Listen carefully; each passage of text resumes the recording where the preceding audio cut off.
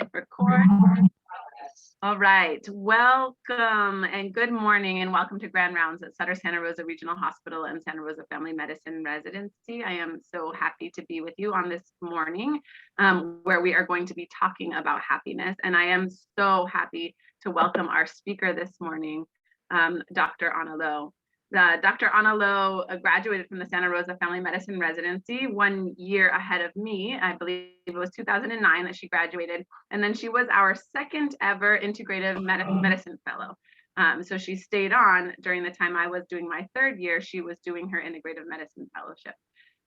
Dr. Lo is a tremendous physician, and she has had a really unique path in family medicine that I'm hoping during her talk today she can do a little bit of sharing, especially with our residents. She has a perspective as a spiritual practitioner. She has perspective as an integrative practitioner, as a functional medicine practitioner, and at her very, very core is a true family medicine physician, friend and mentor to me. So welcome, Dr. Lo. Reminder to everyone, if you have questions or comments, please go ahead and put them in the chat box or text them to me on my cell phone. I will put that number in the chat box. Welcome, Dr. Lo. The floor is yours. Thank you so much. So today's topic is something that's dear to my heart. I'm a patient of my own life and patient life in general, and to be able to share a little bit how to increase resilience and happiness will be my pleasure. So first of all, before we start, every time I start a Zoom meeting, individual or not, working with a coaching person, working with a patient, believe it or not, or actually when I give a talk to even like hundreds of people, I always get us started with this simple acronym A, B, and C. So just a moment, relax your shoulders, kind of put down your cup if you can, put down your cancel with something that's like automatically your hands just doing, and soften your shoulders, soften your jaws. And I want to think about the word A for awareness. Bring that awareness to your body and your breath for a moment. Bring that attention to notice how your body is sitting, how your body is holding tension or not, and maybe adjust that to what feels good. Connect is C. Connect to what would be a more comfortable position. And take a moment and check in with your own breath and kind of listen to that rhythm that's natural and see if there's an area of restriction or if there's an area that you feel asymmetry, and simply allow for some space for that to kind of create a little bit of connection and listening or curiosity. So do that for a few more seconds. Again, simply bringing a little bit of that at the beginning of the hour is kind of a simple lesson of exactly of resilience and hope. And so hopefully at the end of this, if one thing you can take away is at least being able to create that between every new encounter or meeting that you have. All right, come back when you're, stretch your arms up if you feel it, and just yourself out. Rotate your wrist a little bit, rotate your ankle, invite your body to this meeting today too. All right, so before we start, you have access to some papers that some of the exercise we'll be doing. I always encourage people to take some notes, not big notes, but maybe just one or two insights or things that are really meaningful. Or if you don't have paper, just take out your phone for writing a note. I want you to think about 3 things to you that are wonderful happened in the last 24 hours. So give yourself some time and take a moment and really just scan through your day, the last 24 hours. Think about 3 things that are wonderful that happened.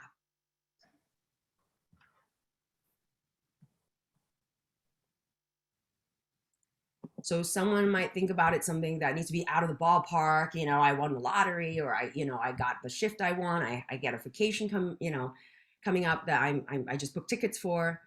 But it could be another way of perspective. It could be just simply things being in the ordinary and sustaining well, or acknowledging things just not just being, that you are continuing something or you're working on something that you're seeing small results to. Or it could be you're a chief and you feel your team's doing a good job, or overnight you didn't get any calls, or the calls you've got it, but you handle them pretty well. So it can be something mundane. For me with 2 kids, it could just be like, I just got them off of breakfast early in the morning and they didn't fight. They put their dishes away, right? So take a moment, have a little bit of that permission. And the next thing I want to invite you to do is now think about one thing you're grateful for about yourself right now.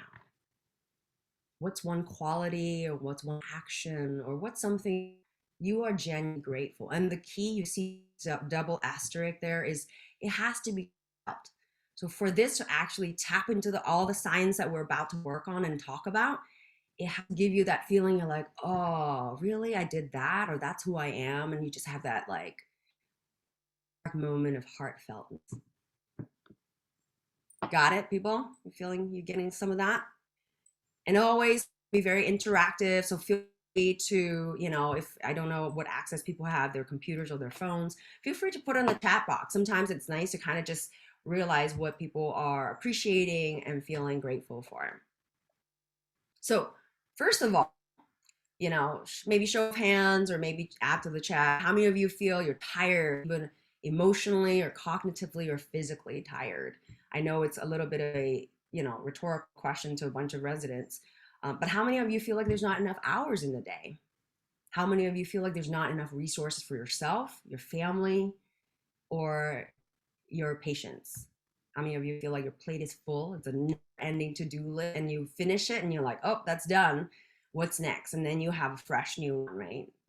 Or how many of you feel like, your mental stamina, your physical stamina, and your emotional stamina is just deteriorating or not sustaining, or feeling stuck in a negative loop and feel like, a narrative that life has just happened to you, stuck, and you're just getting by.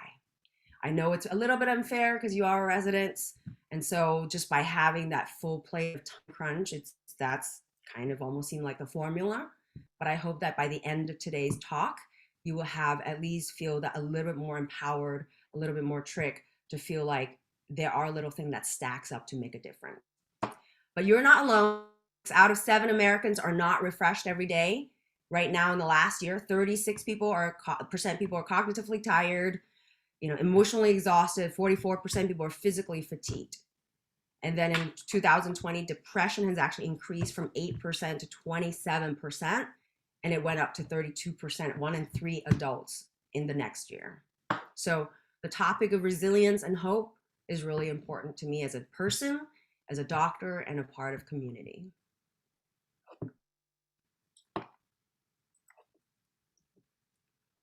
What you learned today?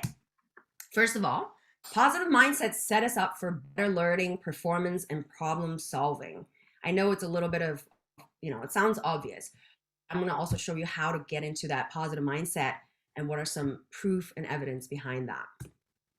Our brain tends to get stuck in negativity, and what can help unstick it? And what's the science truly behind positivity and gratitude? And ultimately, how to, and you're going to have that experience today and walk away with that. And then you can actually tap into that more easily. So a little bit about myself first, because I want to share that a little bit of more unconventional version of medicine. I do genuinely love my work. So when I wake up, I turn on, I see my patients. I really just, I look forward to it. I feel fulfilled, and I really enjoy the tools that I have in approaching all the complicated patients that I have every day. So here's Ben and Wendy. I really am still very grateful for their guidance and who they are and the program they brought. And this is actually me as a fellow. I couldn't find a picture of when I graduated with my residency class. So this is the class of when I was a fellow. So when I was in residency, I knew I wanted to do integrative medicine. That's why I came. But I also really believed in doing group visits. And so when I came, I took advantage of musculoskeletal clinic. I would actually ask to be scheduled extra so that I could have extra time with Veronica Vuxic, and actually I would go to Cranial Academy and do osteopathic work.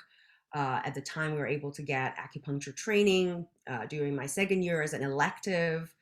And I just basically put a lot of hands-on tools because of my passion during that time. And then in my fellowship, I did a lot of training that allowed me then to become versed in functional medicine, nutritional medicine, mind-body medicine, and continued on a lot of musculoskeletal. So the idea is, how do I become holistic without always having the tool of just medications? So then the next thing happened, right? I'm mom, I'm wife, and I'm CEO of my household. And I thought about that being, I've been graduated 15 years of my residency, or 18 years of my residency, 15 years of my residency. And I realized how this really influenced my direction and my flexibility and my decisions of what kind of doctor I am. And it really fueled me, right? And when I feel like my household is in a holistic way, right? I see all these really complicated chronic pain patients, chronic illness patients, people who are always burnt out. I need to realize being able to have that holistic aspect of raising my family and being with my family and being a part of my life was a very important and priority for me. So I'm really proud to be the CEO of my household, raising my kids who are now years old. And what else? So I started off doing some community medicine in Asian Health in Oakland, where I not only was primary care, did OB stuff, and also did after and group visits for diabetics, for pain patients. Um, then I also realized, life happened. I had a lot of health issues. Again, as I said, I was a patient of life. I had an IBS, I had severe asthma. Everyone at, Sutter Hospital would hear me coming, like, having an asthmatic attack down the hall and making me go get a treatment when I was, when I was doing rotations as a resident. And I would just be exhausted. I had migraines, and I just, and then I started having two kids. So I was officially burnt out. And so I decided to switch gears, and I had the blessing to kind of looked into corporate health. So I started switching, and I went into corporate health, and I started working at Google for 5 years, and then switched to Genentech. And that is a very interesting, fulfilling experience in that I get to do primary care, family medicine. So full on, I do IUDs, I do, counseling, I do, a lot of derm procedures, but I was still able to do my acupuncture and integrative medicine. And what's nice about it, it's because the corporate is the employer, I get to have more time and fulfillment, and they actually have a joint wellness goal. So they see the patient's wellness and their preventative health to be a priority. So it really matches my ability to let me work on doing holistic medicine. And I'm very grateful for that opportunity. And then in the meantime, I love being my own boss. And so I started my first small business called Happy Health Institute. And this was my, first clinic. It's a tiny little Berkeley space, super ghetto. It's smelly, and I had to like paint everything. So, it's not glorious, but it's definitely a very exciting experience for me. And over time, I found a new clinic space, and I have now my own integrative and functional medicine practice. And I just do a couple of days in it. And what I like about it is that, when I walk into these experiences, every patient that I see, whether it's my corporate health or whether it's my primary care, my integrative practice, is I know my goal for them. I set up the goodbye standard for every one of my patients. I want them to walk away feeling empowered, engaged, excited, and embodied, and whatever that means. So that's how I bring that holistic aspect. Is I see them empowered, engaged, excited, embodied into their body, comfortable in their body, starting to want to be curious about their body. And that's what I want them to have, that experience. And the tools I bring in is I coach them in the mindset, I work with them in the metabolism, I work with them in getting them movement, mind body connections, which is what we'll talk about today. And then also matrix, which is community. How do we communicate? How do we say no? How do we, have healthy relationships? How do we encounter, have a relationship with our community and environments? And then on my free time, I mentor UC Berkeley pre-med students. I contribute to some writings and speaking engagements. A lot of them in corporate settings because there's so many people who are burned out. And I've over time become more specialized in someone who specializes in emotional and physical burnout. And I also, just for fun, I work for a clinic, volunteer for a yoga camp. And so I get to go camping twice a year for 10 days for the last 10 years. And I get to run that program. So it's really dynamic to be the family medicine doctor and have these opportunities and be indoor and outdoor. So that's me just being tired all the time and feel like now I'm more energized than ever. Okay, so everyone, if you need to, take a moment, stretch a little bit, take a deep breath, shake yourself, check in ABC again, right? What's your breath, what your body is. All right, some quick glossary as we learn. So reactive gratitude, because we're talking about gratitude. Reactive gratitude is when someone give you something, did something, right? We have people with kids or people who were raised with properly, probably like someone gave you something, please say thank you, right? So that active, when something happens, you recognize and you show immediate appreciation. Active gratitude is seeking out gifts that are occurring in our lives. So it's a more proactive aspect of looking around what's happening, what resources, what things that we actually are appreciating and actively seeking out to share that gratitude.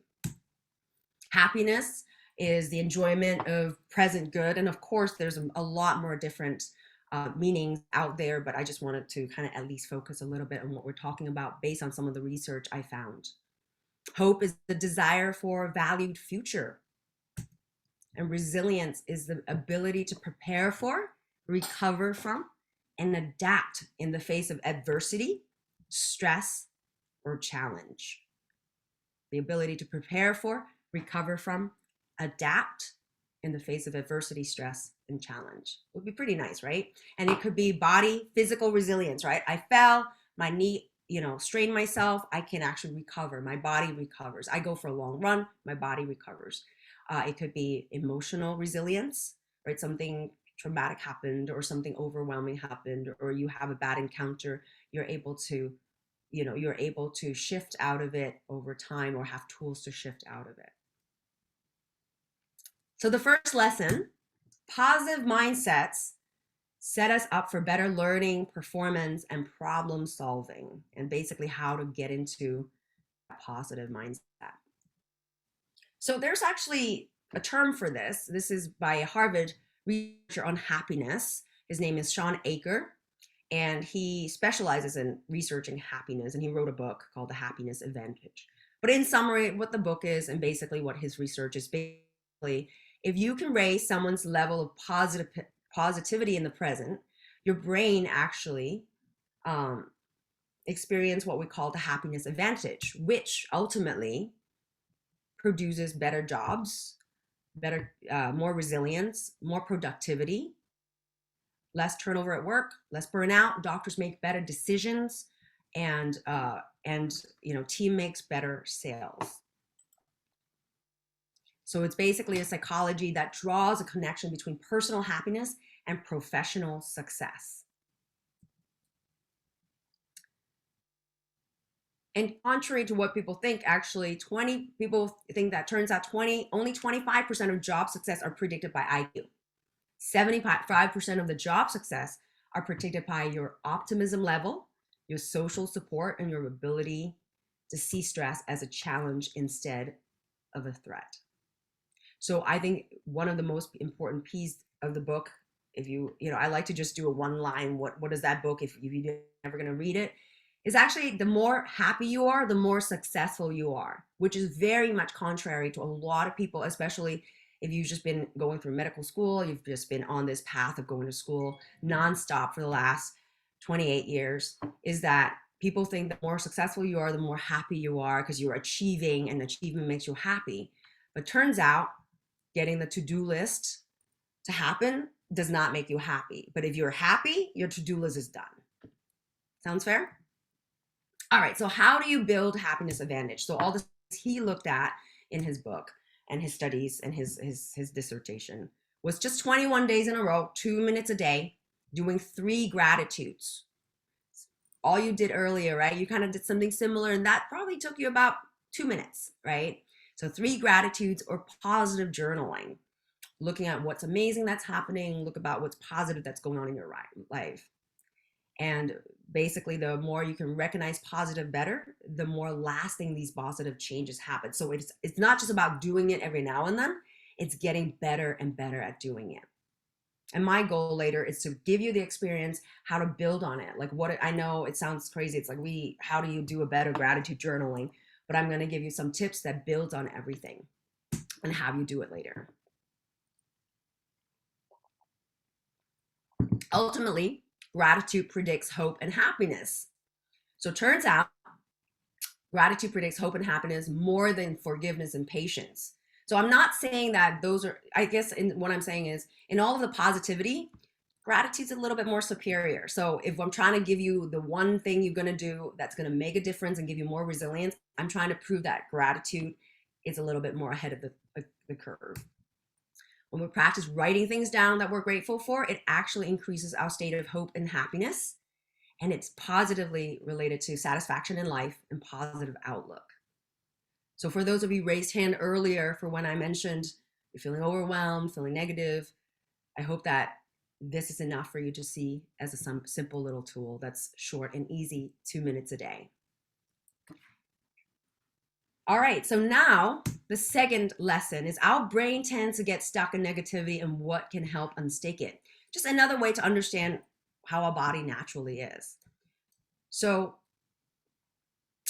we want to see if the question that was posed by a social psychologist, Alison Ledgewood, was basically saying, well, do we tend to get into the glass half empty or glass half full mindset? Are we those people that are more half full is the gain frame, right? We're more likely to think about things are just upward abundance thinking, or are we more like the loss frame? We're more the scarcity, things are it's just not looking pretty good. So she went ahead and did a very cool couple studies. And the first one was actually telling two groups of people that there is this heart surgery procedure. And the first group, she simply said, hey, this procedure is 70% success. What do you think? And the participants approved of it. They liked it. But then they switched and, later on, and they say, well, another way to think about it, it's actually 30% failure rate. And so the group rethought, and most of them actually disapproved of it. So they switched, excuse me. So now she goes to the second group and she said, hey, this procedure is 30% failure rate. Most people were like, well, that doesn't sound really good. I'm not going to approve of it. And then they were like, well, another way to think about it, it's 70% successful rate. And actually people still don't like it. So it already shows that it's harder, what her study is just saying, it's harder once you are in a negative state, you see something that is more negative or more concerning, it's harder for your brain to actually see it the other way and switch your opinion, even though there's potential for that. Did the same thing around opinions.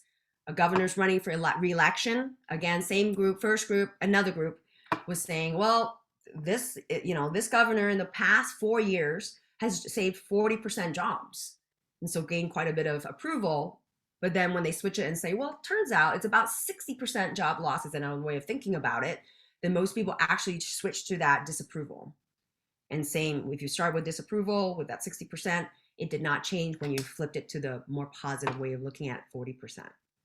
So ultimately, it talked about is that can people, it just talks about it's harder for people to, people are not as fluid in the way we actually tilt back and forth between negative and positive. And we do tend to have more of a view that likes to tilt towards negative. And so it is very important for us to know that and actually prime our day. And that's why there's a psychological practice called priming, which is basically starting and retraining your mind and start that resilience. So again, same studies she did. Find out 2 minutes of gratitude a day, positive journaling makes a difference. Doing it for an extended period of time, making a difference. But this time with the second lesson, you realize you want to do it first thing in the morning or at the beginning of each encounter or each time you're about to have an important meeting or have, a decision made, you want to start off with that.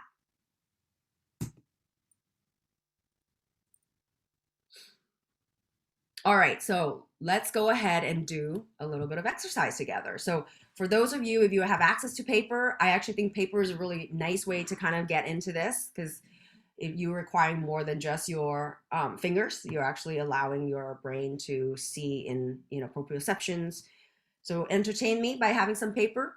If not, actually, it's fine to have a phone because I always took notes as a phone as a resident. So first of all, what I'd like you to do is draw a triangle because you're going to actually have the experience of doing a very effective way of doing gratitude journal. So start with a triangle and write down myself for a moment and other on the other side and the current situation. So for the next few minutes, as I have some nice music on, I'd love to invite you to write down um, what's three things that you're grateful for about yourself.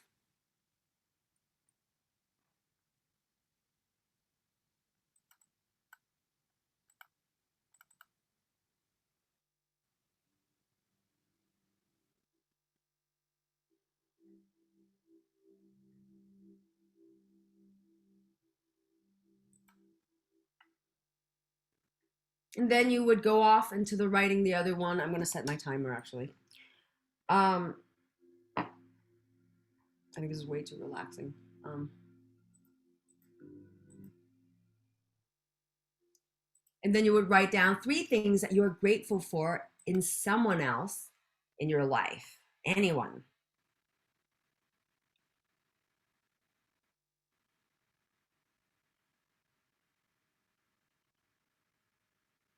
And finally, I'd like to invite you on the bottom of it, write down three things that you're grateful for of your current situation. You know,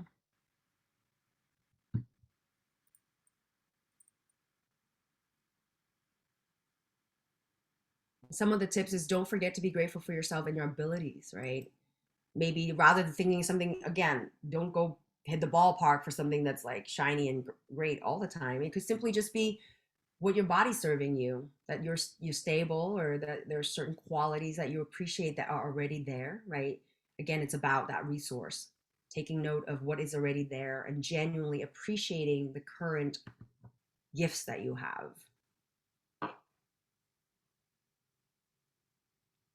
And the current situations could be, you have a job that has a variety of opportunities, or that you this week seems to lighten up easier than other weeks. It doesn't have to be ongoing. Just focus on something that's very tangible. And here's again, right? You see my asterisks. Once again, it's about, it has to be heartfelt. It has to give you a feeling that you genuinely, authentically behind it. So this is not a homework. None of this is going to be useful if you make this a homework, right? Because actually what happened is there is science, and we'll talk about that next, that you just tap in and do things to your brain and your heart and your hormones when you have that heartfelt feeling. My kids like to say, I'm grateful for my cat, my mom, my dad, my house, my dinner. And so they do it, but they're not getting the heartfelt benefit. Okay, so the second thing is draw another triangle and now three wonderful things that you have accomplished in the last 24 hours. Something that if you were in the room by yourself, you might do a little tap dance because you are actually awesome and you recognize that in yourself.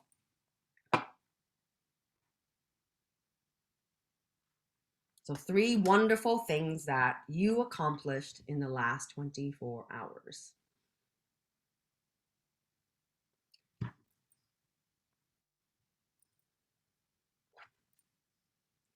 So, we come from a culture of to do lists, right? I bet a lot of you have a to do list already hidden on the phone or an app or on a sticky note.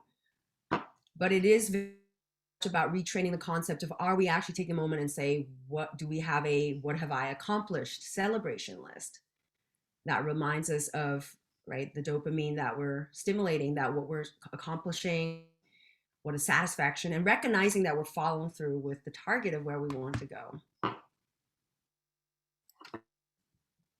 So finally, write down three things that will make today great.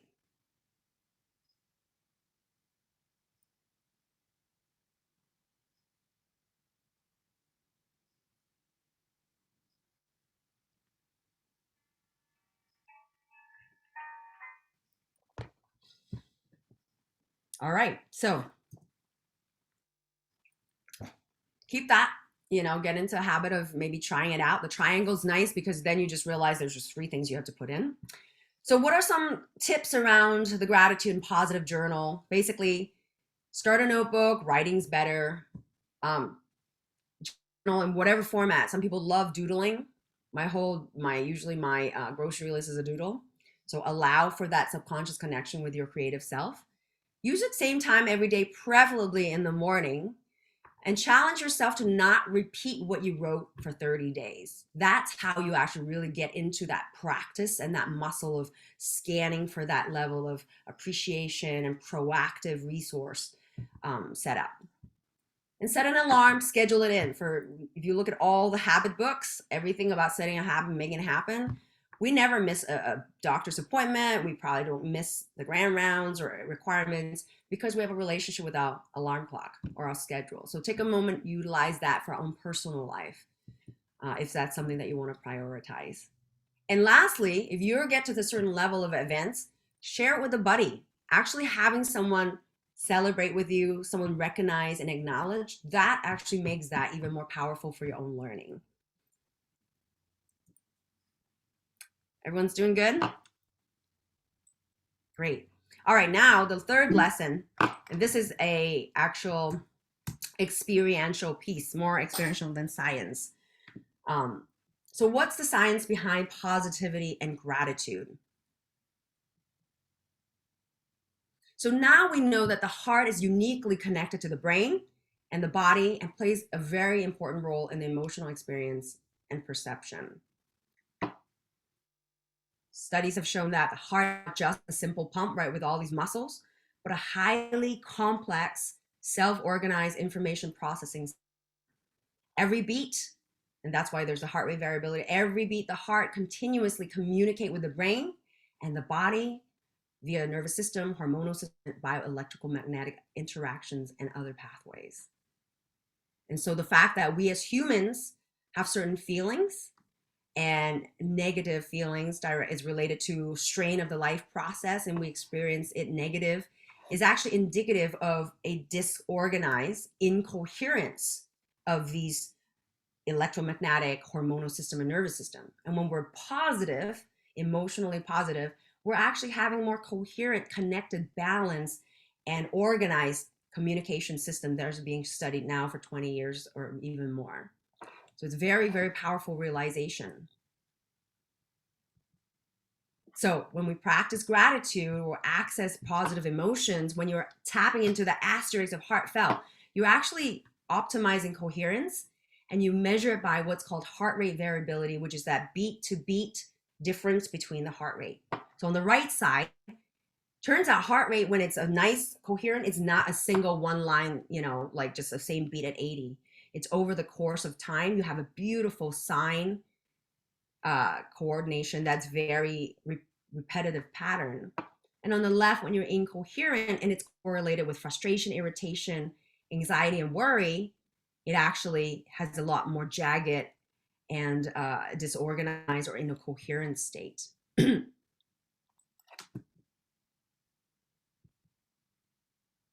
So the link between heart and the brain, right? We talked about the heart, but now we also know that it's a dance that takes place between the heart and the brain. If we're relaxed, awake, have more regenerative feelings, and we're in the heart, right? That heartfelt feeling again, coherent waves of energy build in our brain. And the heart is informing the brain to change the state and imagine new possibilities, to consciously create something new. And that's resilience. So this is actually the EEG matched with the heart rate variability. So the red is the EEG. And so again, there's incoherent state with emotions and coherent states with positive emotions. This was actually a really powerful realization for me, but let me finish the slide. So when you're actually in coherence, you show that as a result, there's a lot of brain benefits: less fatigue, more coherence, more social harmony, you learn better, you focus better, you process better, you actually think better, and your body regenerated better. So these are all studies from the Heart Math Institute, and they've been just collecting information for a while. So if you want more of that information, that's a great place to go.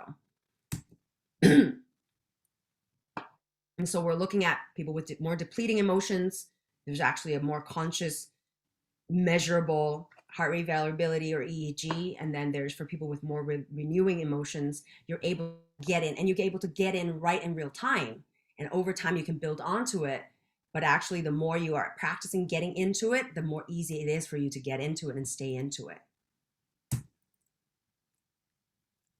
For me, the most powerful realization is that I've always taught people meditation, yoga to deal with that fight or flight, right? That parasympathetic nervous system, rebuilding it. But this is a whole other level of connection. It's actually simply saying, actually, your emotions, your feeling can itself trigger as powerful of benefits for your nervous system and your brain. So for the remaining time, I want to give you another experiential practice so that you can have that experience and kind of see what being in coherence feel like and have this technique to bring with you. It's super easy. It takes about a couple minutes. I do this often with my patients if they're trying to make decisions, if they're feeling overwhelmed, if they're all over the place and come in with like 9 like to-do list or 9 like things that they're all, and I'm trying to focus them. I sometimes simply just get into this for a minute and it just works like magic. So go ahead once again, just give yourself permission to put down everything in your hands, put your feet on the ground, take a moment, ABC, right? Bring awareness to your body and breath for a moment and connect and soften and adjust to what you need. And take a few nice deep breaths for me. And you may even close your eyes if that feels more permitting and comfortable for you. So first, I want you to focus your attention at the area of the heart. And imagine your breath is simply flowing in and out of the area of your heart, chest area.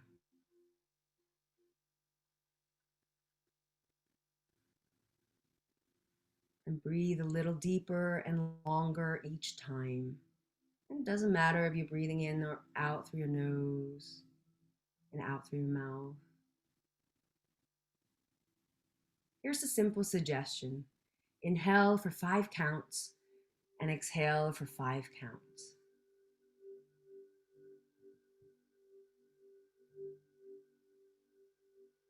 Or find a rhythm that's comfortable for you.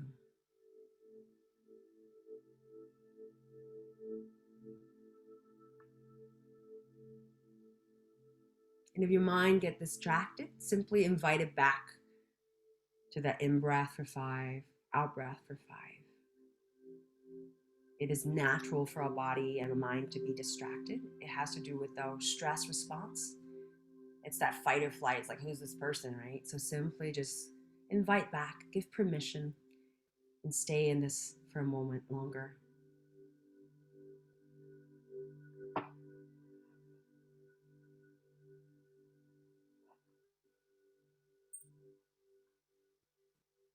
Now I want to invite you to make a sincere attempt to focus in your heart area, a very regenerative feeling, such as an appreciation for someone or something in your life, or tapping into that list of those things that you're appreciative of in the people or in yourself, or amazing things that are happening that triggers that heartfelt feeling.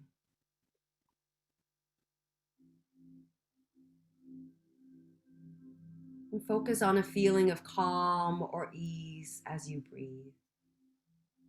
And sustain that feeling for a moment. And keeping it just at the heart center area. And keeping the tone around that heartfelt connection. And if it means being more imaginative and bringing the visual of the person, bringing the visual of the situation, or maybe simply focusing on the word ease or peace.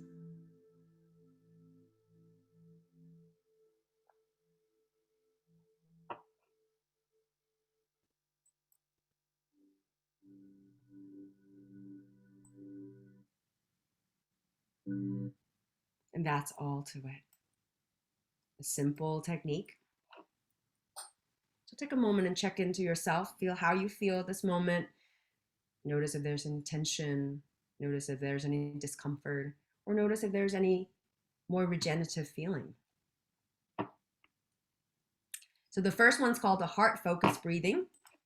It's a very simple practice that you think about when you're around a situation where you just feel like your emotions are draining and your energy is being drained. It's a great way to think about it being a quick stopper. Simply just focus on your heart, five, 5 counts breath in, 5 counts breath out. And that regulates into a simple practice of that coherence. And then the second one is more thinking of how do you fill your bucket, right? How to use positive emotions that you've been practicing every morning, or something that genuinely always brings you to that comfortable place. For me, it's the thought of having a soft, 1,000 thread count that it's outside nature, is just me sleeping on my own. Like that does the trick every time, right? And it'll benefit your brain. So just quick recap: positive mindsets have positive effects in our lives. Positive mindsets require training and intention, right? Because negative mindsets are more predominant.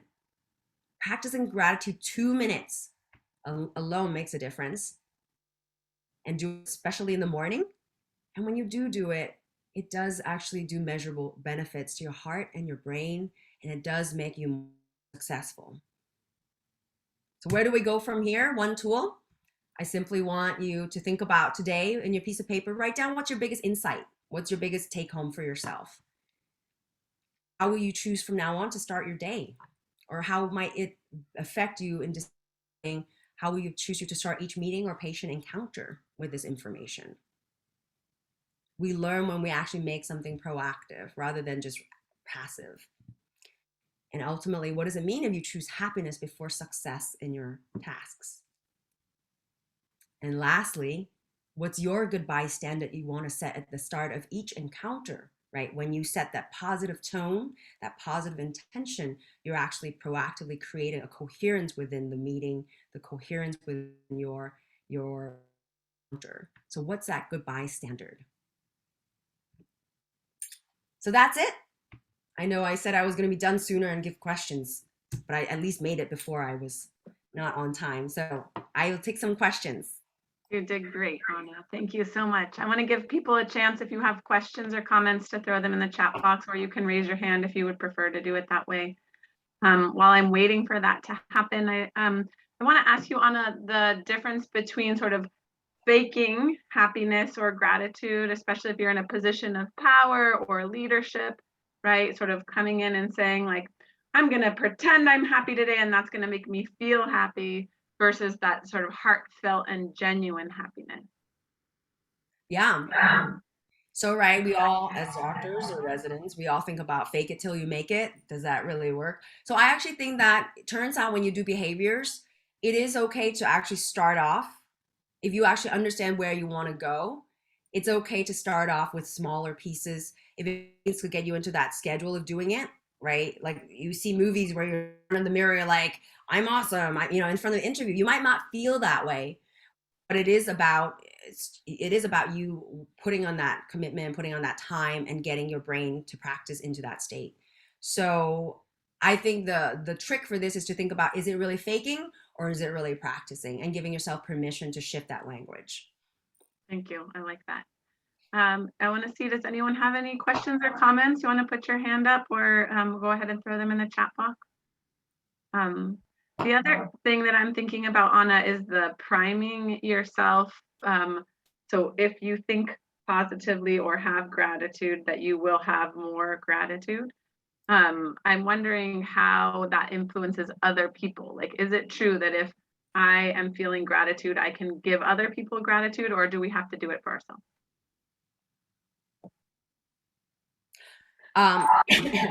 So this is from my own experience. I think that if you practice your own gratitude, you do impact, right? The studies show that you are actually the average of the 5 people you spend time with. So it turns out socioeconomic, your weight, your heart, your disease range, how much you make. So we actually naturally do influence the people around us. So people who we spend most time with, they tend to be more grateful. You are gonna invite other people to be in that mindset. That said, I also do find that a big part of the power of being a doctor, power of learning this, is to start articulate. I invite people, as you actually practice what you're doing, talk about it, and actually, celebrate it, because really, I think a lot of that focus is you're creating a flashlight on what's important in your life. And as you actually become more grateful, you tend to be more permitting to talk about it. You don't see it as actually being gloating, you actually being just generally inviting for celebration. So it is, I think there's definitely benefits to it. That's related to a question from Rebecca Walton. How do you respond to people, including patients or colleagues, who think that these aren't for them, it's just for other people? Yeah. Um, I think in many ways, I think the best tactic for doing all of the holistic work is just always be there present and actually be ready when they are ready. So I think that if it in many ways, I would say it's almost my magic that I bring in. I don't think any of my patients know that when I go in, I have the intention of them being empowered. I have the compassion, I have the confidence, and I see them being that, and all of my patients become that, whether it's in community clinics, whether it's if it's in a free clinic. You are actually the one bringing your magic, so it doesn't actually have to be a proactive prescription to someone, and actually it's more actually your commitment to the environment that you're setting and the empowering. So this is more really a tool that if you feel empowered and you feel like you have it, it will actually trickle down and share it without you ever. Because when I tell my patients now, I teach them this method, they always say, like, that's how I feel. I always feel empowered. I always feel, excited. I feel like I'm more comfortable with my body. And they're able to appreciate it's because I've been doing this inner work myself, or that intention, or that goodbye standard. Thank you. Related, sort of on a related but other note, Jenny Fish says, what about if people are so burnt out or so depressed that they can't even come up with those three things that they have gratitude for, or that they can't see three things they've done well? What's a basic first step? Yeah. I think that it could be very much, there's different ways to think about it. Sometimes I think a trick, this is more technical, a trick would be motivational interview. Hey, on the scale of 1 to 10, how would you rate your health? Or how would you rate your current state? Oh, I'm a 6. And you'll be like, well, why not a 5? Like, why give yourself a 6? So then they have to then think about, oh, okay, you're right. It's not that bad. So that's one quick trick around that.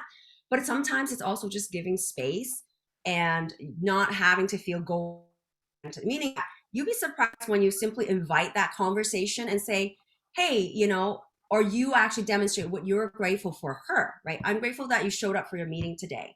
I'm grateful that you actually even willing for this conversation. Demonstrate your version of your practice is another way to actually model that.